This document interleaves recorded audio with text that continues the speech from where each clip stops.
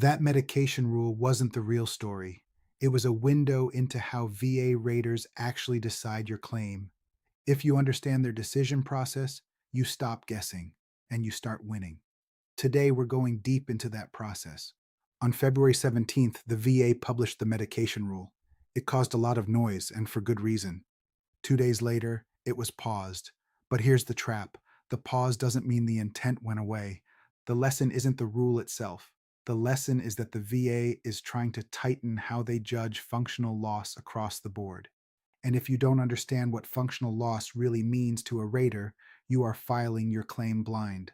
I'm going to show you the exact three-part test raters use to judge every single claim that crosses their desk. This isn't just theory. This is the blueprint for building evidence that forces the VA to say yes. Part 1. Do you have a current diagnosis? This is the absolute foundation of your claim. No diagnosis, no foundation. But here's where veterans get stuck. They think the diagnosis is the finish line. It's actually just the starting block. Diagnosis alone does not win a rating.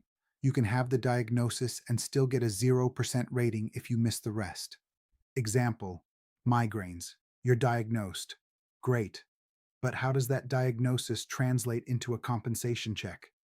It depends entirely on how those migraines impact your ability to work and function in daily life. That's the key. Part 2. Can the VA connect it to your service?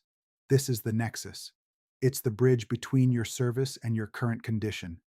Direct, secondary, aggravation. One of these must be clearly supported by evidence. This is where most claims die.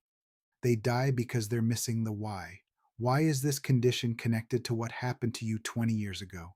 Back condition plus service treatment records plus ongoing care equals a strong claim. Back condition with no link? Shaky. Part 3.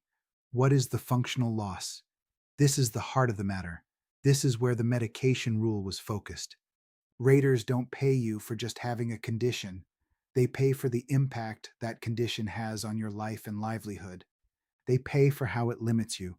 All three parts have to be there, solid and documented, or the entire claim falls apart. Now, let's talk about why medication was only the surface issue. It affects Part 3, your functional loss, directly. The VA is basically asking, how bad are you when you're being treated? That's the question they want answered. Many veterans assume, if my symptoms are stable with meds, I'm safe. But the VA thinks, if you're stable, where's the impairment? Treatment working does not erase the disability. It just changes what you must document. You have to show the hidden costs. If your meds keep you functional, you have to show what happens when they wear off, what the side effects cost you daily: brain fog, drowsiness, weight gain. Those are all elements of functional loss, but the rater won't see them if you don't document them.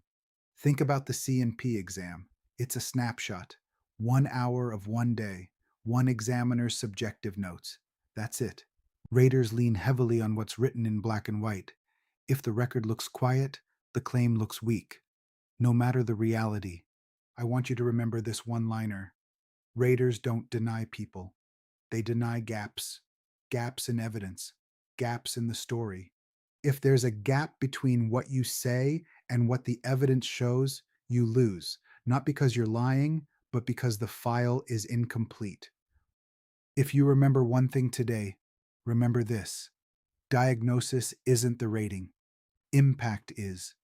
Read that again. Impact is. Let's talk about what actually works. Stop proving you're diagnosed. Start proving how much you're impaired every single day. Document the baseline plus the flare pattern. What are you like on a normal day versus a breakthrough symptom day? That's the needle mover. You need to build the three-source stack. This is how you close the gaps that raters use to deny your claim. 1. Your personal statement. 2. A buddy statement from someone who sees you struggle. 3. Medical records and logs. 3 sources. 1 consistent story.